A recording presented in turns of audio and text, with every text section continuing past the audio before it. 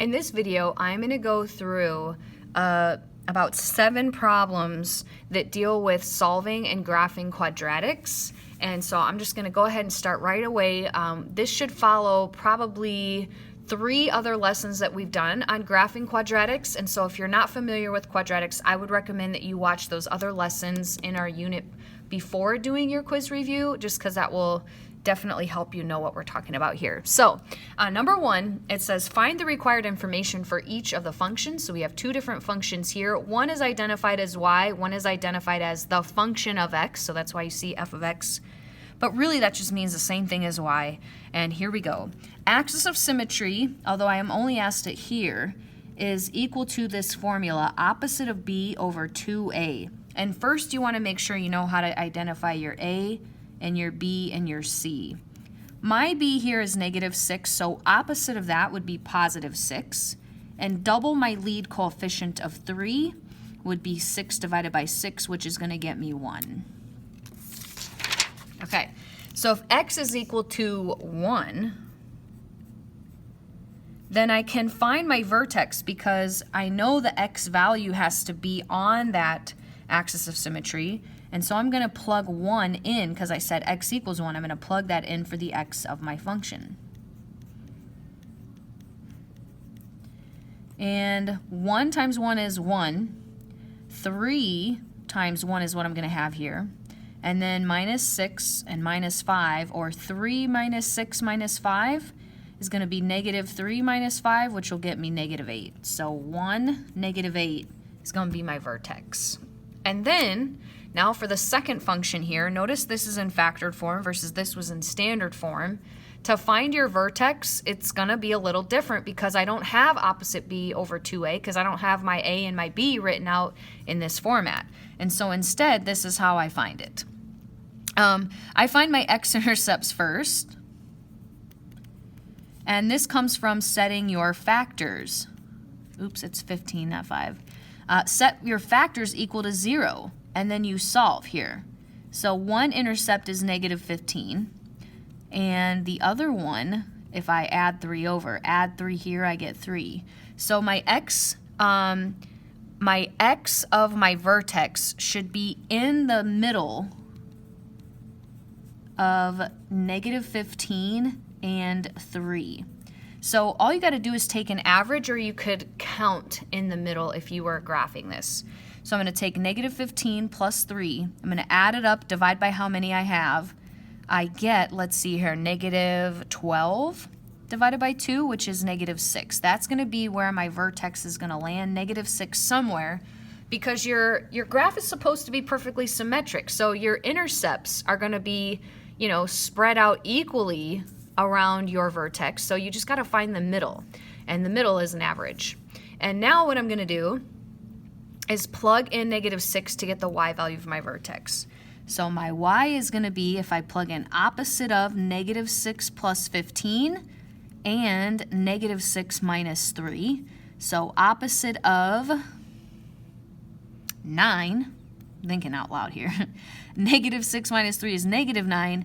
-9 times -9, oh, that's a big number. We're going to get 81 here. So a vertex that's pretty high up there, that's fine. Now, the y value is always the c value of your function. And in order to find that, you can multiply this out and get c. Or, knowing that a y-intercept is always 0, comma, a number, plug in 0 for x. Y is equal to, again, f of x is the same as y.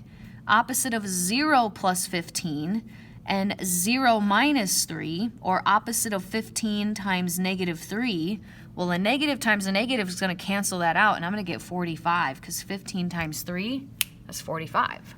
Okay, here we go, number 2. Identify the following from the picture given over here. Axis of symmetry should go right through your vertex, and it should be a vertical line, and I know where that vertical line is going to cross. It's going to cross at the number 1. And now here I'm going to actually label my vertex. It's going to be 1 comma, let's see here, 2, 4, 6, 8, in between 8 and 9. So 8 and 10. In between 8 and 10 is -9. This picture opens upward, and I can find the zeros of my picture by finding where my x-intercepts are. You can label them as a point, or you could say -2, 4, but don't put parentheses around that and make it look like it's -2 for the point -2, 4, because that point is nothing on our grid here. This is the lowest point of the graph, the vertex, so we'd call that a minimum. And the y-intercept is where it crosses the y-axis, which would be here at -8. And then lastly, write the function in factored form. And you want to get this from your x-intercepts. So if my x was equal to -2 and my x was equal to 4, if I add 2 to bring this back over with my x, my factor would have been +2. And if I had +4 and I subtract 4 to bring this back over with my x, the factor would have been -4. So knowing that your solutions or your x-intercepts or your roots or your zeros are opposite signs of your factors, that can be really helpful here. Okay, so number two is done. Here we go. Number 3. Graph the following quadratic equation and find the roots if possible. And I'm hoping we have some nice whole roots, but we will see. All right, A is 1x squared. B is the coefficient of your linear term, so -2. C is your constant term. That's a term that's just your number with no letters. That's why it's called a constant. And now what we're going to do is find our axis of symmetry. So it's a vertical line, x equals, and opposite b over 2a is how we're going to find that. So opposite of -2 is +2, and double my a, which is 1, is going to get me 2 divided by 2, or 1. So that means my vertex is also going to be at 1 comma something, so we're going to find that by plugging 1 in for the x, because I just found x was equal to 1. So 1 squared is 1, 2 times 1 is 2, and then I'm going to add 3, or let's see, -1 plus 3, which would get me 2. So 1 comma 2 is going to be my vertex. And now I'm going to start putting some of this on my grid. So here we go, axis of symmetry at 1. And at 1, 2, I have my vertex. Now if my A is positive, my graph is going to open up, which means this is going to be the lowest point on my graph, and the lowest it's going to reach is 2. So if it's going to open upwards from here, I'm going to have no x-intercepts because it's going to go open up above my x-axis. It's not going to reach this x-axis line. So no x-intercepts here. And let's start getting our points here, pattern of change. So if we go out from the vertex 1, we're going to go up 1. Out 2, we go up 2 squared, which is 4. Out 3 from our vertex, we're going to go up 3 squared, which is 9. And 4 would give us 16, and so on. So A is 1. That's not going to alter my change, and I am going to go up. So out 1, up 1.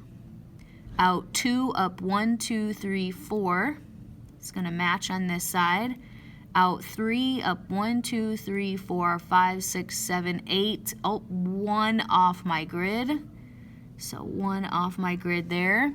This would be our parabola. And we can see our y-intercept here hits at the number 3, but that's always the c value of your function as well, and you can just label 3, or you could do it as a point. 0, 3 would be a y-intercept point. All right, for the second half of our review, I'm going to start the next video just because we are getting in time-wise over 9 minutes. Stay tuned for the next video.